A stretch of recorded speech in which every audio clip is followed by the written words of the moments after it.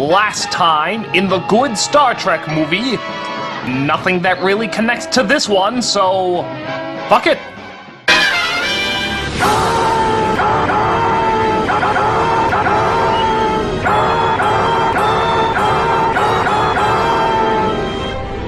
And now the Next Generation team takes over the plots that don't make sense. This is Star Trek Generations.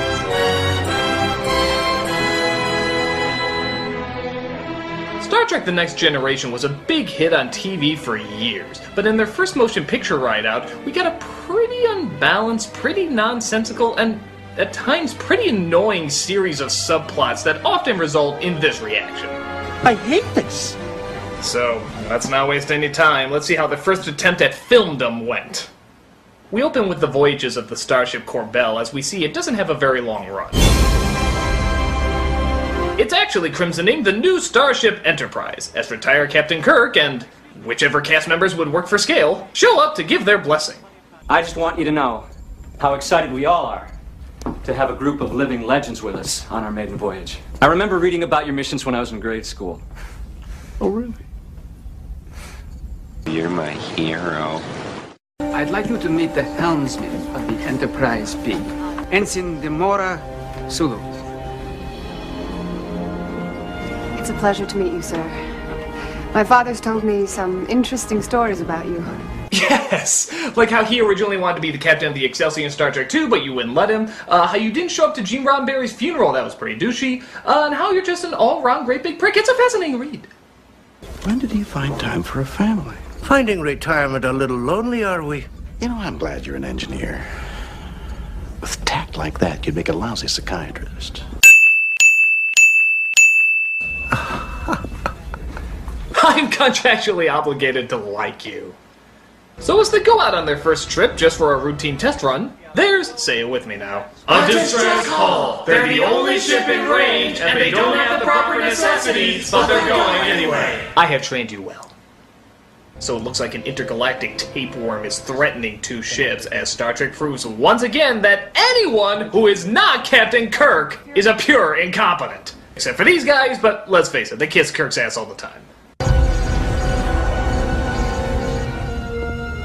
Captain Kirk, I would appreciate any suggestions you might have. Y'all ready for this?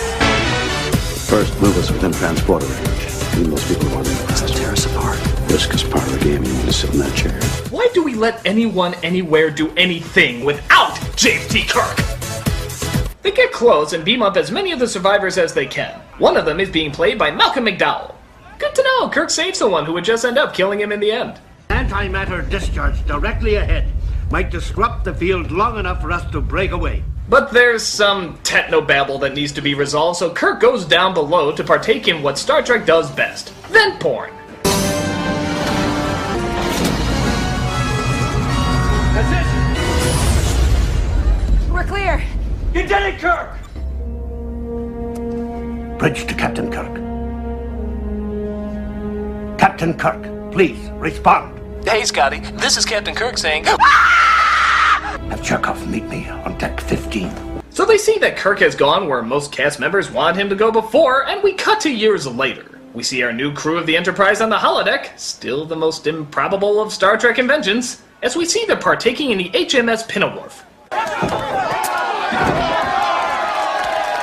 Computer, remove the flag!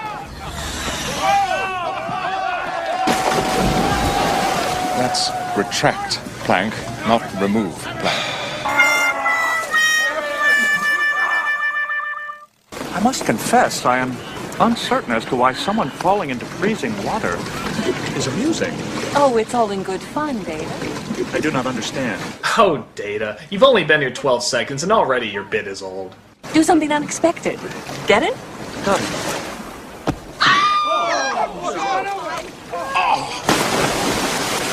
That was not funny. Oh no, you want unfunny? Wait until he gets the emotion chip. That's right, there's an emotion chip in this movie, a device that, well, is pretty much humanity in a hunk of metal, which Data now feels he has to put in, seeing how he did the unspeakable crime of pushing someone into water. So yes, you could say that his growth spurned from getting a woman wet. But Captain Picard then finds out some devastating news that he decides to keep from most of the crew. Looks like the observatory took quite a beating. Will you begin an investigation? I'll be in my ready room. Sir? Make it so. Just do it! Boy, dodging responsibility, being totally emotional and illogical? He's acting like a real boss. But they do find one survivor, though, Malcolm McDowell's character, who we saw years before. Soren. Dr. Tolian Soren. What, no Lord of the Rings clip?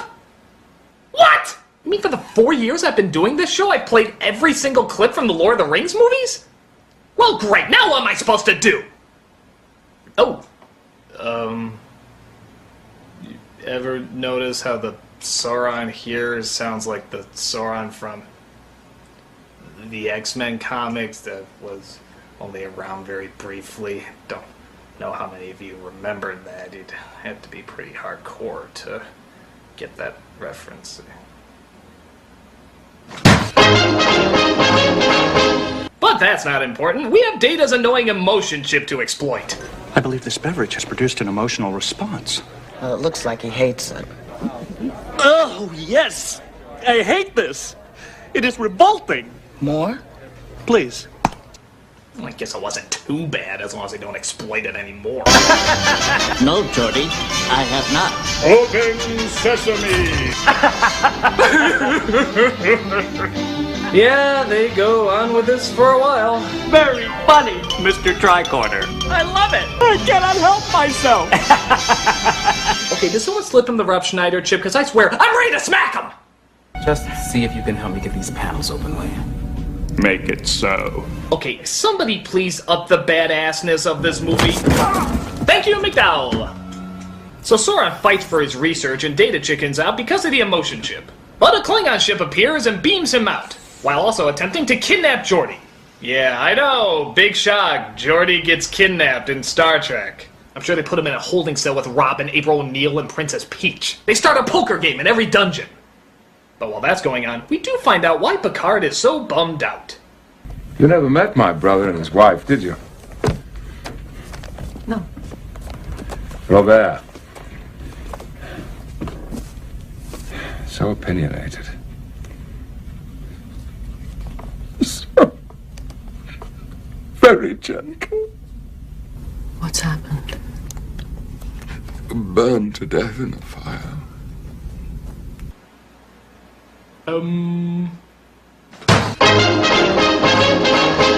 Yeah, pretty heavy stuff to lay in the first Star Trek Next Generation film. I wouldn't mind so much, except that it's made even stranger by the fact that they were only featured in one episode, are rarely referenced, and even here we just get a few sideways pictures of them. It's kind of odd to devote so much time to this when really we know so little about them. How are we supposed to get emotionally connected to characters that we never see in the movie, or only reference very briefly? I mean, it's true. Hold on 1 second. Hello? Oh no. My mother's uncle's nephew's father's brother's sister's cousin's son's grandfather's great aunt's niece just died? Melissa! Feel bad for me! So we find out that Sauron is teamed up with the Duras sisters, a duo of Klingon terrorists who are helping Sauron out with his plan in exchange for his deadly weapon designs. Only one other person knows what Sauron is looking for, and it turns out it's that chick from Theodore Rex. He just cares about getting back to the Nexus. What's the Nexus? It's a doorway to another place that we call the Nexus. What happened to you? It was like being inside Joy. Ew! I had a feeling what they did behind the scenes on The View, but... Ew! They should call it the Ew! If you go, you're not gonna care about anything. All you'll want is to stay in the Nexus. Well, if you'll excuse me, I'm off to find the Nexus. Sounds friggin' awesome. So the captain and Data try to figure out where Sauron is heading using a room on the ship that they've never used before and will never use again, but it looks cool. However, Data is having trouble handling his emotions. I cannot continue with this investigation. Are you having some kind of malfunction? No, sir. I simply do not have the ability to control these emotions. Part of having feelings is learning to integrate them into your life, Data. No matter what the circumstances, you will not be deactivated. You're an officer on board this ship, and I require you to perform your duty. Just like the duties I dodged earlier because of my emotional matters. But I'm the captain. So they find out that Sauron's going to wipe out a star to change the direction of the Nexus, to make it come towards him, wiping out all other life inhabiting the planets in that solar system. They make their way there, but the Duras sisters threaten them with hostage Geordi. Can't trust them. For all we know, they killed Geordi. They might kill you, too. We did not harm your engineer. Then return him. In exchange for what? Me. I will be your prisoner. But first, you must beam me to the surface so that I can speak with Sauron. We'll consider it a prisoner exchange. So, really with no plan in mind, they beam the captain down to the planet to talk to Sauron while they beam Geordi back to the ship. Is there an amount of time he's gonna stay down there? Or couldn't the Enterprise just beam him back later, seeing how they're more powerful? Is there a reason the uniforms suddenly don't match and nothing's adding up? Oh, it was terrible. They tried forcing my name to Toby. So Picard tries to reason with Sauron while it turns out Geordi's visor has been bugged with a camera so they can figure out where's the best point to penetrate their shields. For God's sake, nobody checked him out beforehand? I can't go through airport security without having my balls touched! And yet they never inspected this guy who just came off an enemy ship? Giving up our freedom's my butt! But hey, at least it puts Data in a better mood. Can you find a way to scan for life forms? I would be happy to, sir. I just love scanning for life forms. Life forms. You tiny little life forms. You precious little life. It's sing-along time again! This side of the internet sing life forms, this side sing row, row, row your boat. Row, row your boat gently down the stream. You tiny little life forms. Do-do-do-do-do. Merrily, merrily, merrily, merrily, life is fun. You precious little life forms. Do-do-do-do-do. Everybody sing along! I said sing along! I'm not continuing the review unless you do! Yeah, what are you gonna do? Cut the commercial? Dicks. So it seems Sauron has placed a force field around his missile that's going to blow up the star. Here's an idea. Why don't you beam him inside the force field? That shouldn't be too hard. Number one. Thank you! But he still tries to talk him out destroying the star in order to get to the Nexus. In the end, time is going to hunt you down. It's part of the truth of our existence. What if I told you I found a new truth?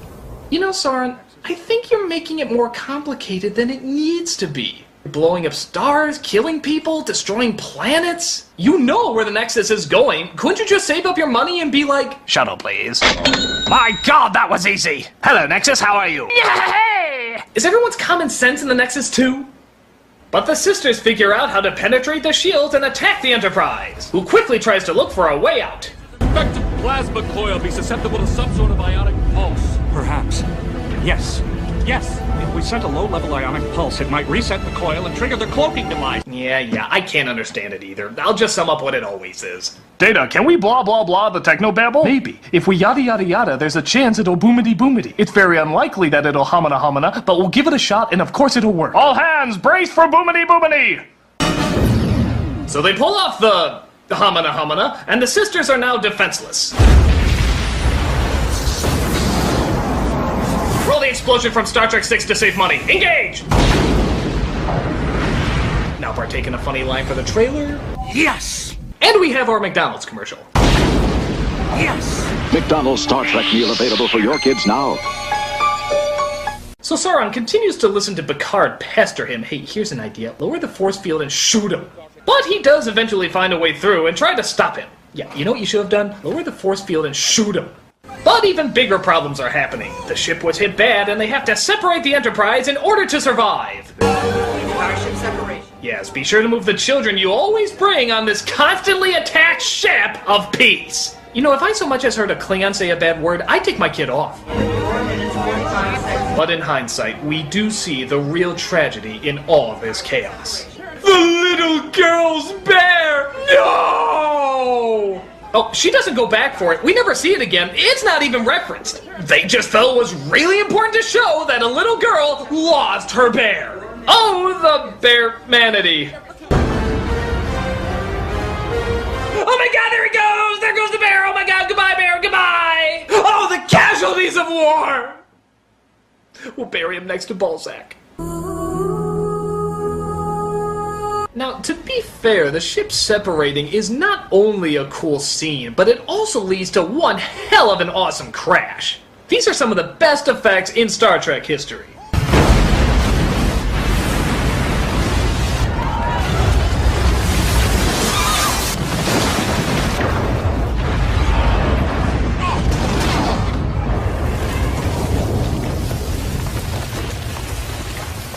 Well, that wasn't such a chore now, was it?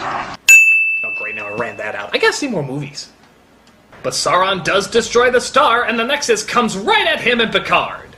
They get sucked into it as the rest of the Enterprise and the planet get blown apart.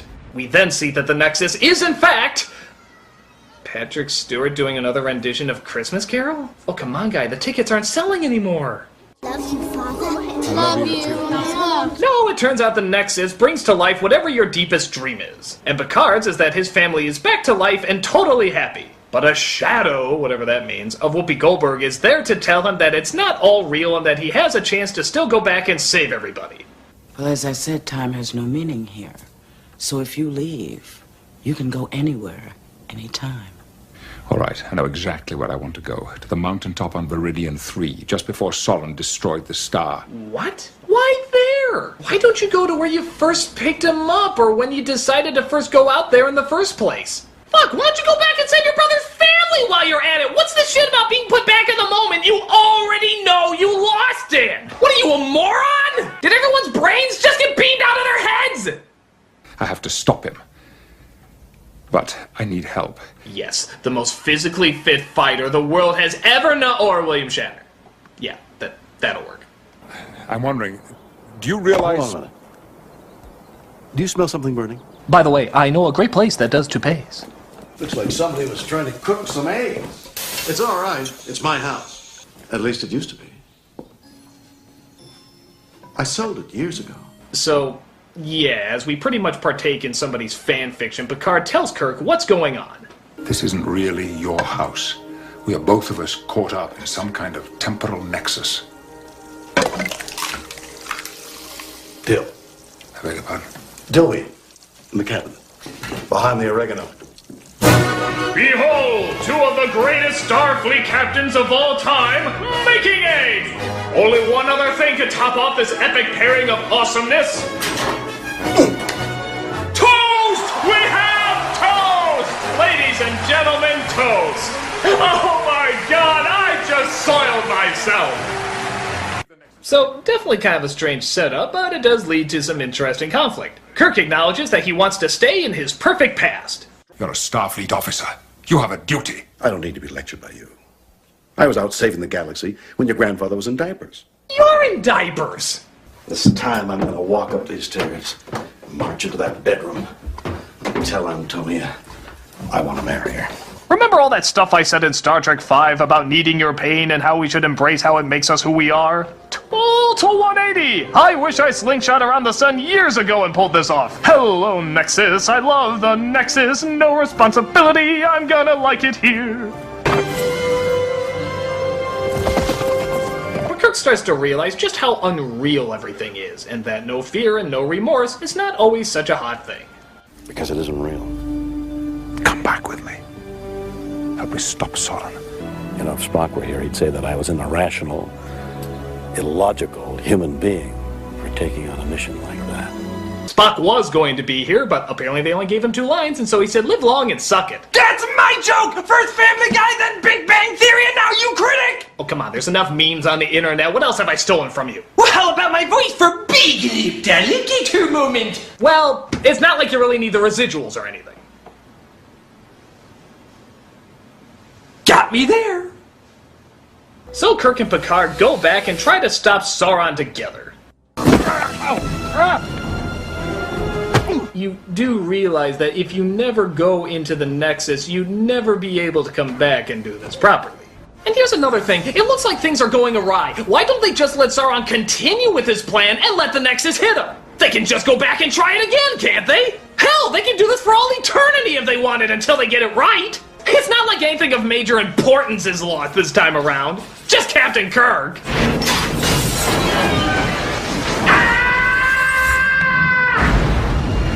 Get away from that launcher!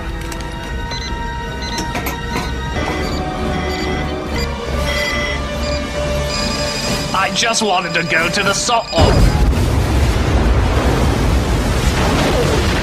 So Kirk is lying under a bridge dying as he says his final words. We made a difference.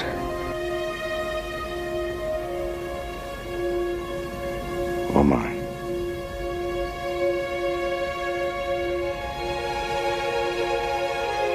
That's right. Captain James T. Kirk, with his very last breath, did in fact do a George Takei impression. Oh my. You win, Georgie! You win! So he buries him under some rocks.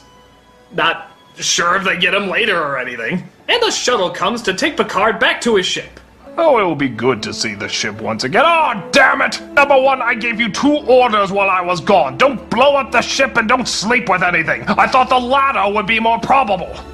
But as we look through the wreck, Data finds one survivor that he holds very close to his heart. Spot. Spot will live. So the ship is destroyed, but the Trek lives on, as they beam themselves out and make their way back to space dock. Got Farragut. What'd you call me? To the beam up.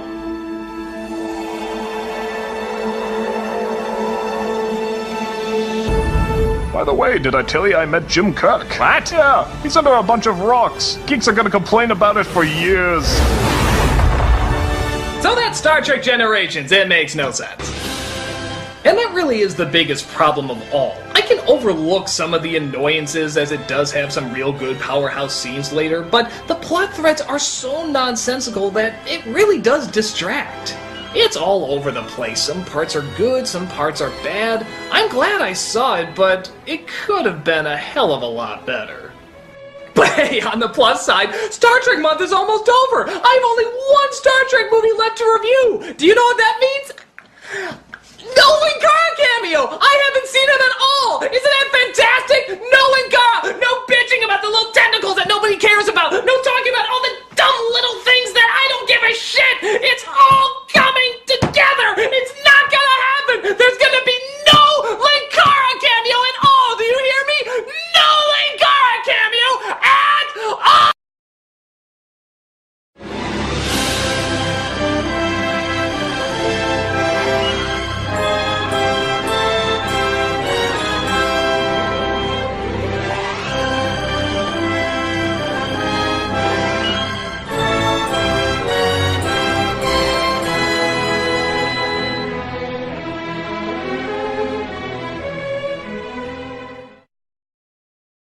Tiny little life forms